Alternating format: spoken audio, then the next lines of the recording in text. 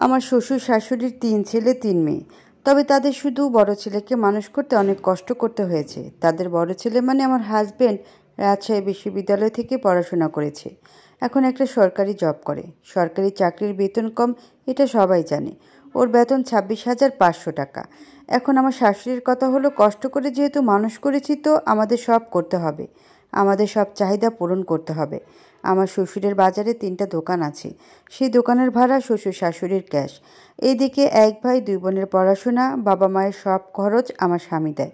মেজো দেওর বিদেশ থাকে, ও আলাদা, ওর বউ বাপের বাড়ি থাকে।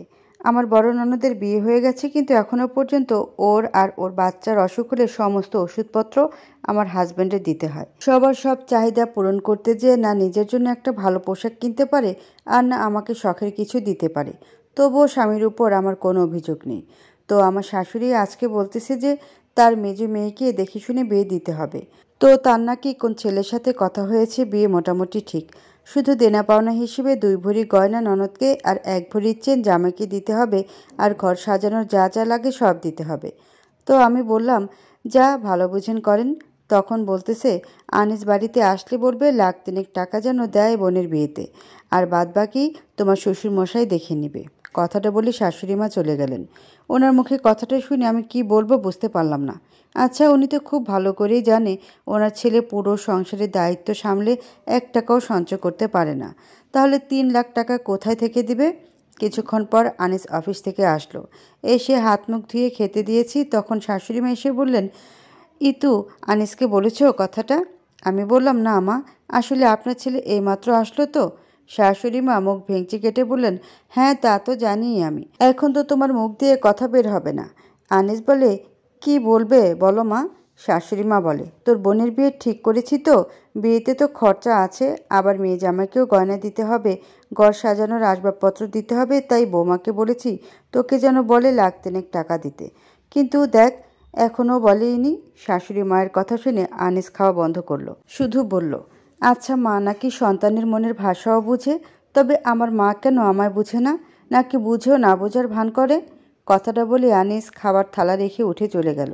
এদিকে শুরু হলো শাশুড়ি মায়ের চিৎকার করে কান্নাকাটি। পাশের বাড়ি থেকে লোক জড়ো হলো।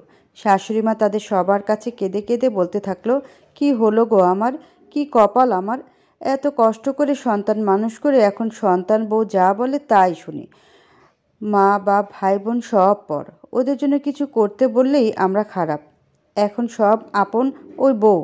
ওনার এমন নানা কথায় আমার ভীষণ রাগ হলো। ওনাকে গিয়ে বললাম, আচ্ছা এ কেমন ব্যবহার আপনার? আপনার অন্য ছেলে মেয়েরা আপন, আর বড় ছেলে কি কুড়িয়ে এনেছিলেন যে দিতে পারলেই ভালো আর না পারলেই খারাপ? আমি আর কিছু বলার আগেই পেছন থেকে আনিস আমার চুলের মুঠি ধরে ঘরে নিয়ে গেল। তারপর সমস্ত রাগ আমাকে মেরে বের করলো আর বলল, তোকে কে সাহস দিয়েছে আমার মাকে এত কিছু বলার? খবরদার, কোনোদিন যদি দেখেছি তোকে আমার মায়ের সামনে গলা উঁচু করে কথা বলতে, তো গলার রগ ছিঁড়ে দেব। তারপর আলমারি থেকে আমার গয়নাগুলো বের করে নিয়ে চলে গেল। আমি শুধু ভাবলাম, যার জন্য করলাম চুরি সেই বলে চোর। তবে সময়ের ব্যবধানে ঠিকই বুঝবে কে সে সময়ের সঙ্গী। আনিস ঘর থেকে বের হয়ে যেতেই শাশুড়িমা ঘরে ঢুকলেন আর মুখ বাঁকিয়ে বললেন, কি ভাবছিলে বৌমা? ছেলে তোমার হয়ে গেছে, তুমি যা বলবে তাই শুনবে? আমাকে যা নয় তাই বলবে? আরে জন্ম দিয়েছি ওকে আমি, ৯ মাস গর্ভে রেখেছি, লেখাপড়া করিয়েছি, আর এত সহজে তুই ওকে আমার থেকে দূর করে দিবি? দেখ কেমন লাগে এখন। শাশুড়ি মা আরও নানা কথা বলতেই থাকলেন। আমার যেন সেসব কথা কানেই যাচ্ছিল না। বারবার মনে হচ্ছিল, আচ্ছা স্বামী স্ত্রীর সম্পর্ক কি এতটাই তুচ্ছ যে এইভাবে আনিস সবার সামনে আমার মাথা নিচু করে দিল? আমি চুপচাপ উঠে ওয়াশরুমে চলে গেলাম। ট্যাপ ছেড়ে দিয়ে একটু কাঁদলাম, তারপর লম্বা একটা শাওয়ার নিলাম। ততক্ষণে রাত ১১টা বাজে। শাশুড়িমা নিশ্চুপ হয়ে গেছে। ওয়াশরুম থেকে বের হতে দেখলাম আনিস বিছানায় শুয়ে আছে। আনিসকে দেখে আমার কেমন যেন রাগ হলো। তবুও চুপ করে ঘর থেকে বের হয়ে রান্নাঘরে গেলাম। প্রচণ্ড খিদে পেয়েছে। মার খেয়ে তো পেট ভরবে না, তাই থালার খাবার নিয়ে পেট ভরে খাবার খেলাম। এর মধ্যে দেখি আনিস আমার সামনে দাঁড়িয়ে আছে। আমি কিছু বললাম না। কিছুক্ষণ দাঁড়িয়ে থেকে চুপচাপ চলে গেল। আমিও খেয়ে দিয়ে সব গুছিয়ে রেখে ঘরে আসলাম। ঘরে এসে দেখি আনিস শুয়ে পড়েছে। আমিও লাইট অফ করে উল্টো দিকে ঘুরে শুয়ে পড়লাম। রাত প্রায় ২টা বাজে। অনুভব করছি আনিস আমার খুব কাছে এসে শুয়ে আছে। আমি কিছু না বললেও উল্টো দিকে ঘুরে আছি। কিছুক্ষণ পর আনিস ঝাঁপড়ে ধরল আমাকে। বারবার চেষ্টা করলো আমাকে তার দিকে ঘোরানোর। আমি শক্ত হয়ে রইলাম। বেশ কিছুক্ষণ পর ও চেষ্টা সফল হলো। আমি হু হু করে কেঁদে উঠলাম। আমার কেঁদে ওঠায় আনিস উঠে বসলো, আমাকেও বসালো। আমার চোখের পানি মুছিয়ে দিয়ে কপালে চুমু দিয়ে বলল, ইতু, ক্ষমা করে দাও আমাকে, আমার ভুল হয়ে গেছে। তখন রাগের মাথায় আমি হিতাহিত জ্ঞান হারিয়ে ফেলেছিলাম। প্লিজ কেঁদো না, তোমার চোখের জল আমার একদম সহ্য হয় না। আনিসের কথা শুনে কাঁদতে কাঁদতে আমার হাসি এলো। আহা, কত সহজে কথাগুলো বলছে। কই, তার মা বোন যখন আমাকে এত কথা শোনায় তখন তো সে হিতাহিত জ্ঞান হারিয়ে তার মা বা বোনকে মারে না। আসলে পরের মেয়ের গায়ে হাত দেওয়া খুব সহজ। আবার মনে করো, একটা সরি সব ক্ষমা করার জন্য যথেষ্ট।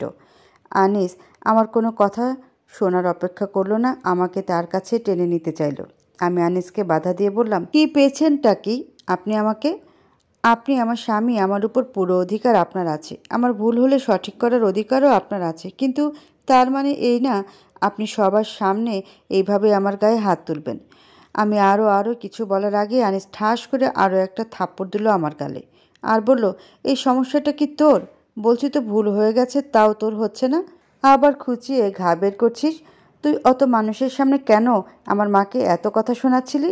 আমার মা আমাকে যা বলবে আমি তাই শুনবো। টাকা চাইলে দরকার হলে কিডনি বেচে টাকা দিব, তুই কথা বলবি কেন? তোর যা প্রয়োজন পাইলেই হলো। তোকে কি না খাইয়ে রেখেছি? আর আমাকে বাধা দিচ্ছিস? তোকে বিয়ে করেছি কি শোকেসে সাজিয়ে রাখার জন্য? আয় কাছে আয়, আর যদি আমার স্পর্শ ভালো না লাগে বলে দে, কালকে তোর ব্যবস্থা করব। আমি আনিসের কথা শুনে ভাষা হারিয়ে ফেলেছি। চোখ থেকে জলও পড়ছে না। আর কোনো কিছু ভাবার আগে আনিস আমার পুরো শরীরে বিচরণ করতে লাগলো। আমিও নির্বাক হয়ে সমর্পণ করলাম নিজেকে। পরের দিন সকালে খাওয়ার সময় শাশুড়িমা হেসে হেসে বলল, বাবা আনিস, টাকা তো তুই দিয়েই দিলি, আমাদেরও কথাবার্তা সব শেষ, তো সামনের সপ্তাহে শুভ কাজটা সম্পূর্ণ করতে চাচ্ছি, তুই কি বলিস? আনিস বলল, যা ভালো মনে করো। রাতে আনিসের কথা শোনার পর আমার কথা বলার ইচ্ছেই চলে গেছে।